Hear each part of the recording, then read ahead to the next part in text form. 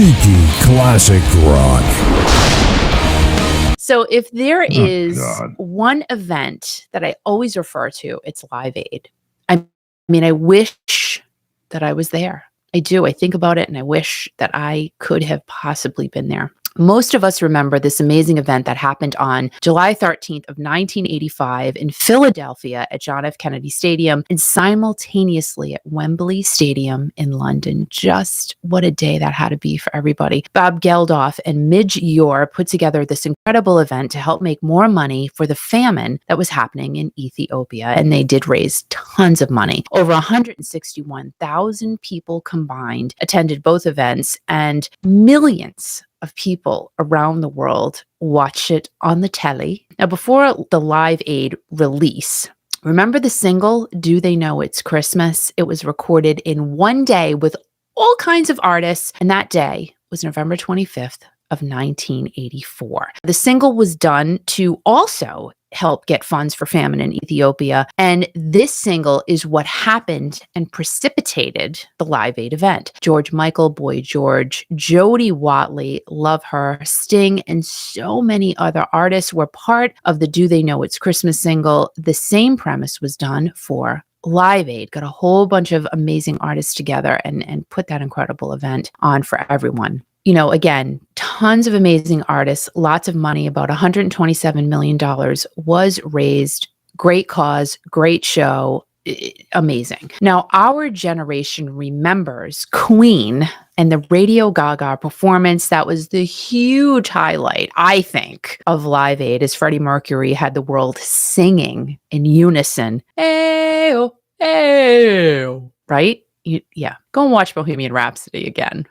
Rami Malek literally was Freddie Mercury. He did such an amazing job. So over 75 acts performed at the shows, including Elton John, Queen, of course, hello, David Bowie, Wham, just goes on and on. And here is a little trivia for you to wake you up this morning. What artist performed at both Live Aid in Philadelphia? Oh my God, did you see that? It just came right out. Like it's just dripping. So anyway, what artist performed at both Live Aid in Philadelphia and Live Aid in Wembley Arena? I'll just give you 3 seconds. I'm going to take a sip. Think about that. So anywho, the artist who performed at both events in London and Philadelphia was Phil Collins. And do you believe he got crap for that? They're like, oh, he was just showing off. The guy got on a Concorde airplane. Remember that whole Concorde? That was like crazy. And he performed at each event, which I think, you know what? Phil Collins, how the heck did you do that?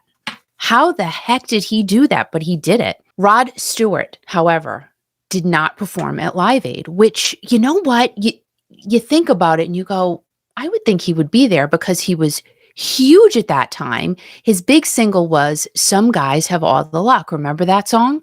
That was big for Sir Rod, but he did not perform at Live Aid. Now, Rod recently found out why he was not at Live Aid. How do you not know this until like years later? He found out that his ex-manager, reason why he's probably his ex-manager, wanted Rod to be on CBS News at 10 o'clock. And if he wasn't going to be on CBS News at 10 o'clock, Rod was not going to perform at Live Aid. So Rod did not get the 10 o'clock slot on CBS News. Therefore, that is allegedly why he did not perform at Live Aid. And Rod's like, this is a great cause to raise a lot of money for a great cause.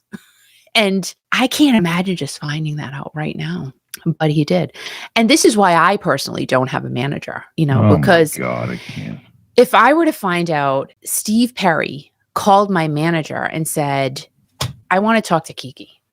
I want to do it. I want to do the interview with Kiki. And then my manager turns around. What else is he going Hold on a minute. He hasn't already said. I mean, he's keeping the legend of that group alive, but he's doing his own thing now. But and then my manager, on Friday. Then my manager says to Steve Perry's manager, all right, listen, this is the only way Kiki will do an interview with Steve Perry.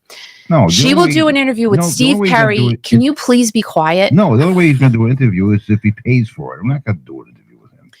The only way Kiki will do an interview with Steve Perry is if she does it while sitting on his lap. Oh my God, that's gross. You know.